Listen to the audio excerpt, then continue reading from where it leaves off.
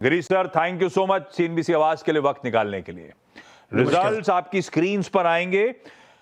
Revenues में 5% का jump, साल दर साल इबीटा 27% जंप दिखा रहा है, मार्जिन्स में 300 बेसिस पॉइंट्स का इंप्रूवमेंट, तो ऑपरेशनली स्ट्रांग है। और जब मैं इनका प्रेजेंटेशन और रिलीज देख रहा था तो उसमें सीधा सीधा प्रिंट बिजनेस, क्योंकि आज भी 94% रेवेन्यूज उस बिजनेस से आते हैं, वहां पे मार्जिन 400 बेसिस पॉइंट एक्सपैंड कर गए, तो कंसोलिडेटेड आपने देखा ऑपरेशनल परफॉर्मेंस अच्छा। ये प्रिंट बिजनेस में 400 basis points expansion, Girish sir, ये क्या न्यूज प्रिंट के प्राइसेस गिर गए थे या कोई और रीजन है जो इतना अच्छा एक्सपेंशन आ गया? क्या देखिए, एक अननेसेसरी लोगों ने माहौल बना लिया कि प्रिंट नीचे जा रहा है। प्रिंट में तो ग्रोथ है, आपको नंबर दिख रहे हैं। हाँ। और ग्रोथ क्यों है, अपन फंडामेंटल बात करें। ग्रोथ इसलिए है कि जब एक एडवर्टाइजर अखबार में अपना विज्ञापन छपाता है, उसको उसके मन माफिक उसका रिस्पॉन्स मिल जाता है। मैं अगर रियल एस्टेट की बात करूं, एजुकेशन की बात करूं, ज्वेलरी की बात करूं, जो आदमी ऐड छपाता है वो चाहता है कि शाम तक माल बिक जाए, और माल बिक जाता है।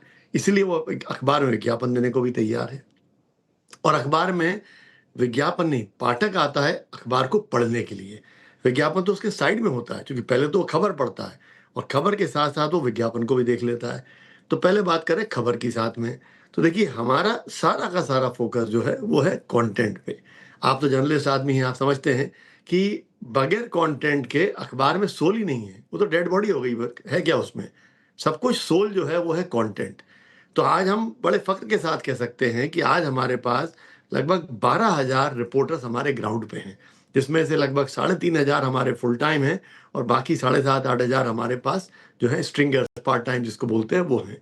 तो 12,000 आदमी आज अगर रिपोर्ट करते हैं हिंदुस्तान में हमारे लिए, हर कोने से, हर गली से, हर मोहल्ले में, तो क्या हो रहा है? खबरें आती हैं, पाठक के पास इनफ चॉइस होती है, वो सोच सकता है कि यार भास्कर में और क्या क्या पढ़ सकते हैं। तो सारा का सारा खेल कंटेंट का है। और जब हमारे रिपोर्टर गदब का काम करते हैं तो बहुत बहुत खुशी होती है। अभी हाल ही में आपको जानकारी होगा, हमको रामनाथ गोयनका अवार्ड जो है, सबसे प्रेस्टिजियस अवार्ड हिंदुस्तान में रामनाथ गोयनका अवार्ड है जर्नलिज्म का। उसमें पहली बार हिंदी जर्नलिस्ट को अवार्ड मिले, और हमको इस बार 2 मिले लगातार। 2 अवार्ड एक साथ मिले। क्यों? क्योंकि वो रिपोर्टर अपने खुद की परवाह किए, अपने परिवार की परवाह किए बगैर स्टोरी करता है। उसके पीछे मेहनत करता है, महीनों लगा रहता है, फिर जाके स्टोरी मिलती है। तो अगर इतनी मेहनत करेंगे तो पाठक पढ़ेगा ही उसको। तो मतलब कंटेंट जो है वो सब कुछ ड्राइव कर रहा है, और उसके चलते एड रेवेन्यूज आ रहे हैं। और गिरीश सर की कमेंट्री के बाद डीबी कॉर्प के एम्प्लॉयज का तो सीना वैसे ही चौड़ा हो गया होगा। नहीं, परफॉर्मेंस भी सॉलिड थी प्रिंट बिजनेस की। अच्छा गिरीश सर, जो वेस्ट एशिया क्राइसिस हुआ, अब उससे raw material prices, input cost prices, energy prices बढ़ तो रही हैं। हो सकता है Q4 में इंपैक्ट ना आया हो क्योंकि लैग के साथ आना था। क्या Q1 में जो इस करंट क्वार्टर में आप वो फील कर रहे हो क्या? और उसका मतलब क्या, मार्जिन्स का Q1 में कॉन्ट्रैक्ट होने की तैयारी हो रही होगी? देखिए Q1 में क्या हो रहा है, जो न्यूज प्रिंट प्राइस हमारी 55% की हमारी टोटल कॉस्ट न्यूज प्रिंट से होती है। अब ये अखबार का कागज जो है, इसका रॉ मटेरियल भी जो है वो सब बाहर से आता है। तो जो बाहर से आ रहा है उसमें दिक्कत आ रही है, फ्रेट बढ़ गए हैं। तो Q1 में हमको लगता है 6 से 8% का न्यूज प्रिंट कॉस्ट का इम्पैक्ट हमारे ऊपर आएगा। और उसका डायरेक्ट इम्पैक्ट हमारी बॉटम लाइन पे ना आए, उसके लिए हम एडवर्टाइजिंग पे जोर लगा रहे हैं, मेहनत कर रहे हैं कि एडवर्टाइजिंग इंप्रूव हो जाए तो ये बैलेंस आउट हो जाए। थोड़ा बहुत ऊपर नीचे होगा, लेकिन एक बड़ा पोर्शन जो है वो बैलेंस आउट हो जाएगा। लेकिन ये चैलेंज भी टेम्परेरी है। मेरा मानना है 2 क्वार्टर में, क्वार्टर 1 और क्वार्टर 2 में ये परेशानी रहेगी कि न्यूज प्रिंट प्राइसेस बढ़ेंगी, बिकॉज दुनिया परेशान है, तो आप कैसे बच सकते हो। लेकिन अगर अपन पूरे साल को देखेंगे तो भारत के सारे फंडामेंटल अच्छे चल रहे हैं। तो उन सब के चलते हुए मुझे लगता है कि अपने देश में और हमारी इंडस्ट्री में ग्रोथ कंटिन्यू रहेगी।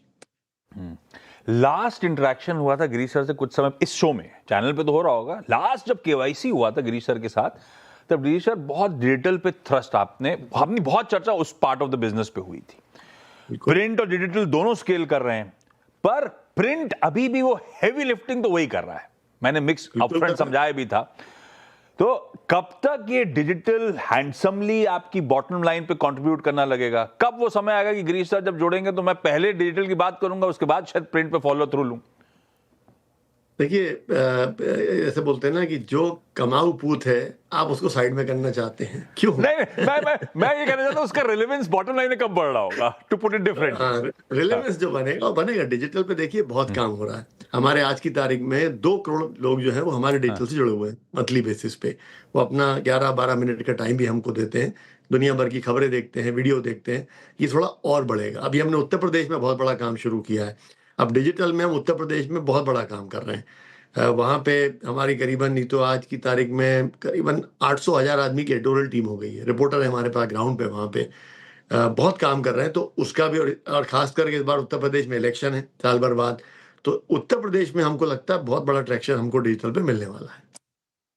अच्छा, सेगमेंट जो मिक्स रिजल्ट्स में दिखाया आपने, प्रिंट का था, रेडियो का था। रेडियो के साल दर साल रेवेन्यू 2.5% गिरे, मार्जिन 300 बेसिस पॉइंट्स गिरे, जबकि मेरे ख्याल से पिछले लास्ट 1 साल में तो नए रेडियो स्टेशंस आपने ऑपरेशनलाइज भी किए होंगे। तो क्या ये इस नंबर को कैसे रीड करूं गिरीश सर? ये क्या रेडियो का स्ट्रक्चरल डिक्लाइन है, या फिर आपके नए स्टेशंस का जेस्टेशन पीरियड का वेट है और उसका पेन है जो नंबर्स में रिफ्लेक्ट हो रहा है? कैसे समझूंगा रेडियो की वीकनेस?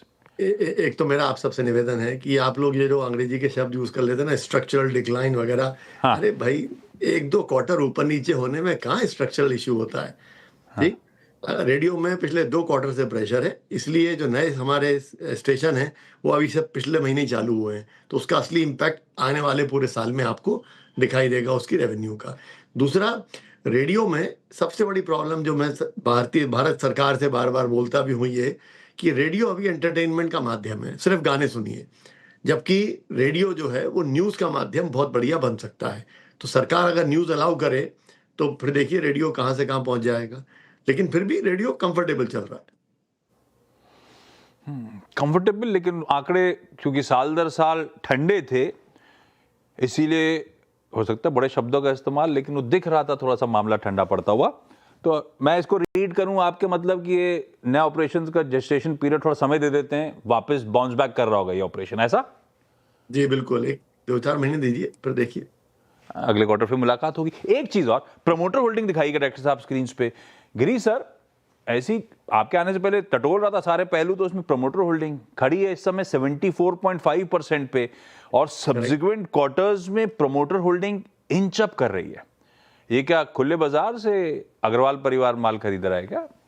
करेक्ट, बिल्कुल हमको भरोसा है, हमारी मेहनत पे भरोसा है कंपनी पे, इसलिए हम माल खरीद रहे हैं अपना, कि हमको पता ही आगे बढ़ेगा। अभी थ्रेशोल्ड 50 बेसिस पॉइंट दूर है, अगली मुलाकात तक ये एक्सपेक्ट करूं क्या? हो भी सकता है। Giri sir, thank you so much आज जुड़ने के लिए। खास तौर पे वो news paper print side of the business is doing well. ये बात सही है कि अब अगले फाइनेंशियल ईयर के फैग एंड के आसपास यूपी और सारे वो इलेक्शंस खड़े होंगे, पर इस बीच लीन पीरियड होगा, तब गिरी सर से एक बार रिविजिट कर लेंगे मामला चल कैसा रहा है।